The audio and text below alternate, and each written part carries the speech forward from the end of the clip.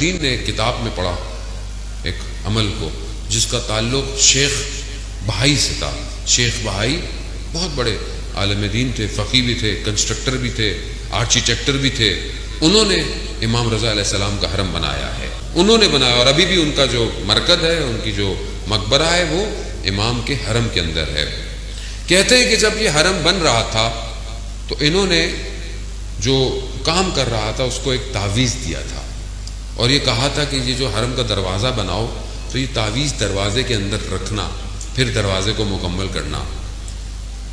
جب وہ واپس آئے دیکھا دروازہ بنا ہوا ہے. کہا تعویذ رکھا؟ کہا نہیں رکھا. کہا کیوں نہیں رکھا؟ جب میں نے آپ کو کہا تھا. کہا جب تعویذ رکھنے کا وقت آیا تو رات کو میں جب سو رہا تھا تو میں نے خواب میں امام کو دیکھا. امام نے کہا کہ یہ تعویذ دروازے میں نہیں رکھنا. کہا 1 دن 2 دن 3 دن جب میں نے امام کو دیکھا تو میں سمجھ گیا کہ امام نہیں چاہتے یہ تعویذ دروازے میں ہو. تو شیخ بہائی بیٹھ گئے اور گریہ کرنے لگے. کہا کیوں رو رہے ہیں؟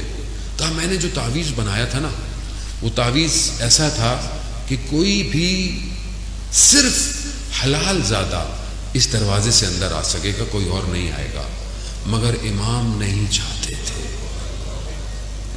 کیوں؟ رؤوف ہے، مہربان ہے، یہ امام ہے. عزیزان محترم، بڑی گرفتاری ہے مرنے سے پہلے. شب جمعہ ہے نا، میں اس لیے یہ بات عرض کر رہا ہوں.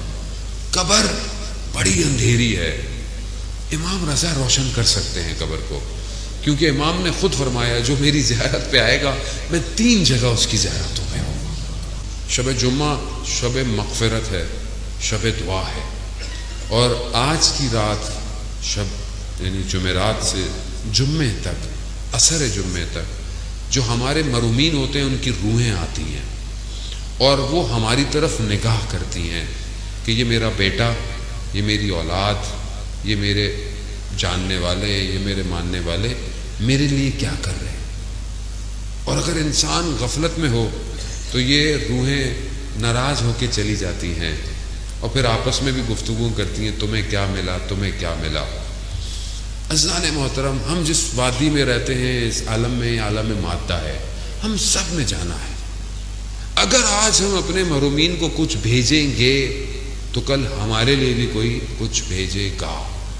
کچھ نہیں کر سکتے تو ایک فاتحہ، کوئی صلوات، کوئی درود، کچھ نہ کچھ ضرور دیا کریں، کچھ نہ کچھ ضرور دیں. اور یہ جب دیں گے تو ان کو اسی کی ضرورت ہے. ان کو اگر آپ کوئی خیر نیک کام کرتے ہیں، حتیٰ آپ کہیں پر کوئی ایک سجدے گاہ بھی رکھ دیتے ہیں اور لوگ اس پہ سجدے کرتے ہیں، اس کا ثواب بھی انہیں جاتا ہے.